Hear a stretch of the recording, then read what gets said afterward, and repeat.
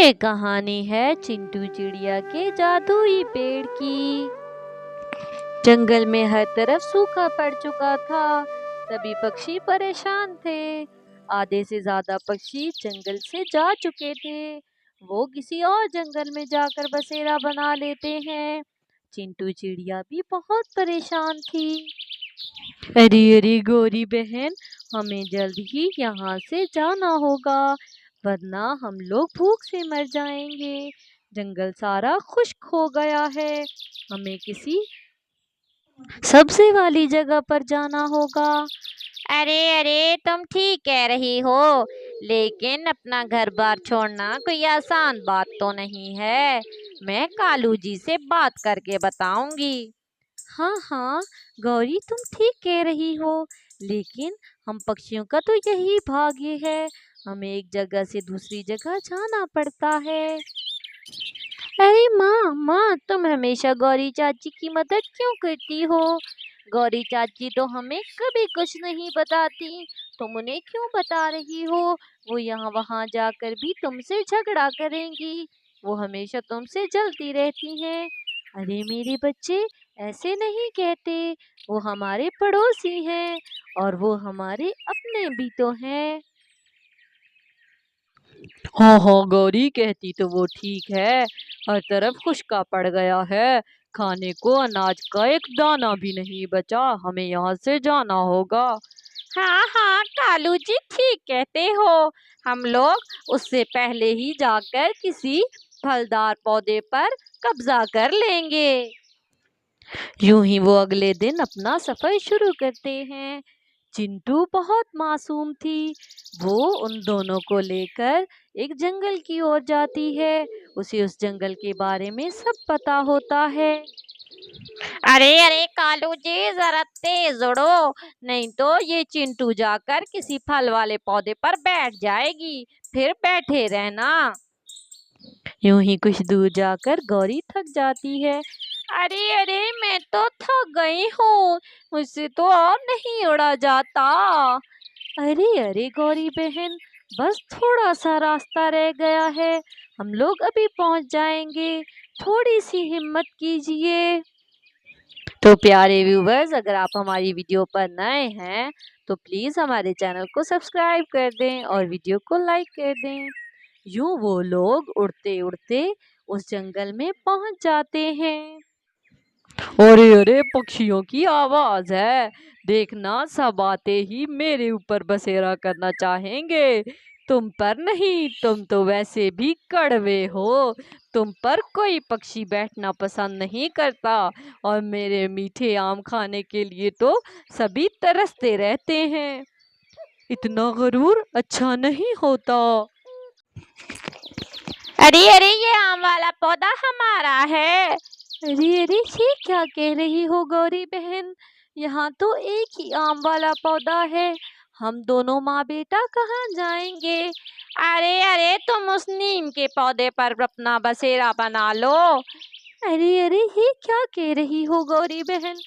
अच्छा अच्छा, अब मेरा दिमाग मत खाओ, मैं आगे ही थक गई हूँ। गौरी बहन, हम लोग मिलजुल कर भी तो रह सकते हैं। आप ये आम हमें भी खाने दीजिए, हम लोग मिलकर आए हैं। अरे अरे, मिलकर आए हैं तो क्या हुआ? पहले तो हमने इस आम वाले पेड़ पर नजर डाली थी ना। हम ही इस पर अपना घोंसला बनाएंगे। यूं चिंटू परेशान हो जाती है। अरे अरे प्यारी चिड़िया, मैं और तो तुम्हें कुछ नहीं दे सकता, लेकिन तुम मेरे साए के नीचे बैठ सकती हो। दाना तुम ढूंढ लाना, और जब तुम थक कर आओगी तो मैं तुम्हें ठंडा साया दूंगा। ठीक है नीम वाले पेड़। यूं चिड़िया नीम वाले पेड़ पर ही रहने लगती है। वो रोज जंगल में जाकर अपने लिए खाना तलाश करती और खाना लेकर वापस आती तो उस नीम के पेड़ पर सो जाती। अरे अरे गौरी चाची, मुझे एक आम दे दो ना। अरे अरे, ये आम हमारे हैं, इन पर अपनी गंदी नजर ना डालना। अरे अरे गौरी, क्या हो गया? बच्चा ही तो है। एक आम दे दोगी तो क्या हो जाएगा? अरे अरे, कोई आम नहीं है मेरे पास, मेरा दिमाग मत खाओ। अच्छा मेरे बेटे, तुम परेशान मत हो। कल मैं जंगल में ढूंढने जाऊंगी और अगर मुझे कहीं से आम मिले तो मैं तुम्हारे लिए ले आऊंगी। गौरी बहुत जालिम थी, वो उस बच्चे को भी एक आम खाने के लिए ना देती।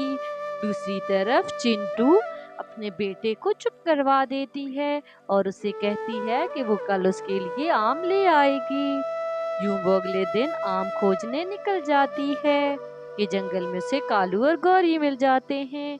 अरे अरे चिंटू, यहाँ क्या कर रही हो?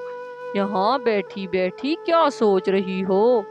अरे अरे कालू जी, आपको नहीं पता, बेचारी फल तलाश करने आई है। इसके पास तो नीम का कड़वा पेड़ है, फल तलाश नहीं करेगी तो और क्या करेगी।